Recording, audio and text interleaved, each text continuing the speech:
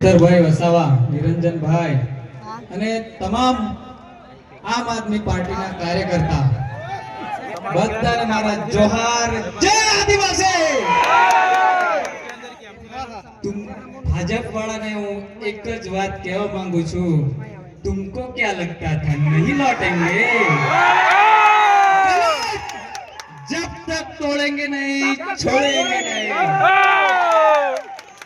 भारतीय जनता पार्टीना गुलामो, તમને હું અહીંથી કહું છું, આજે હું મને જેલમાં નાખ્યો, કસ્ટડીની અંદર સાહેબ હું હતો ત્યારે એક ભાજપના એક કાર્યકર્તાએ, એક ભાજપના મળતિયાએ આવીને મને કીધું કે તારી વ્યવસ્થા જેલની અંદર ટિફિનની વ્યવસ્થા કરી દેવામાં આવેલી છે, 6 મહિના તો તારે 100% રહેવાનું છે, એટલે ચિંતા ના કરતો।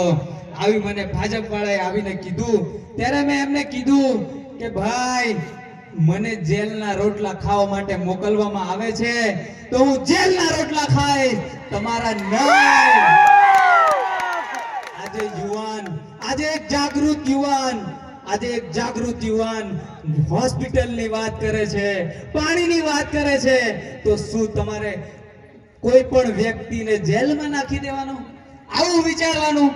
થોડુંક તો ભગવાનથી બીવો મારા ભાઈ, પાર્ટીના ગુલામ ના થઈશો। આજે એક સીધો સાદો વ્યક્તિ, કોઈ પાર્ટીનો વ્યક્તિ નતો અને આજે મને પાર્ટીમાં જવા માટે મજબૂર કરી નાખ્યો। અને ચૈતરભાઈ વસાવાને 2023 ની અંદર જે પાઘડી મેં પહેરાવી હતી ત્યારથી ચૈતરભાઈ વસાવાની વિચારધારે જોઈન્ટ હતો, પણ આજે આ મંચ ઉપરથી આજે વિધિવત હું આમ આદમી પાર્ટીમાં જોઈન થયો છું। આજે મારા કવાંટના વિસ્તારની વાત કરીએ તો રસ્તાઓની વાત કરીએ, પાણીની વાત કરીએ, ત્યારે ભાજપના નેતાઓને તેલ રેડાય છે, પેટમાં તેલ રેડાય છે દોસ્તો।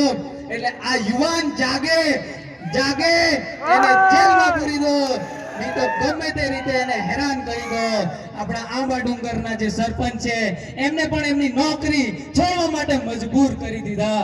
એટલે આજે રાઠવા આદિવાસી બોલતો ના થાય એના તમામ પ્રયત્નો આ લોકો કરી રહ્યા છે દોસ્તો।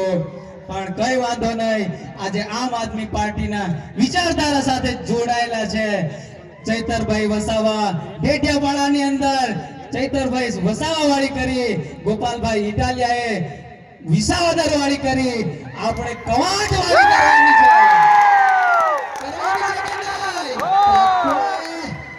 એટલે આ મંચસ્થ મહાનુભાવો આવેલા છે, એમની સાથે કામ કરીને કવાંટનું પરિવર્તન લાવવાનું છે દોસ્તો। વધારે ના કહેતા, કારણ કે બોલવાની પાબંદી બી મારી પર મૂકી દીધેલી છે। અહીંયા ઘણા બધા લોકો અહીંયા ચાપતી નજર લઈને બેઠા છે, પણ દોસ્તો ગભરાવાની જરૂર નથી। આ નાનો નેતા છે પણ ઘણો બધો ભણેલો પણ છે અને તમારી સાથે રહેવા માટે તૈયાર છે। તો દોસ્તો આજની આ સભાની અંદર મારું સ્વાગત કર્યું, મને આમ આદમી આ પાર્ટીની અંદર સ્વાગત કર્યું તે બદલ ચૈતરભાઈ વસાવાનો આ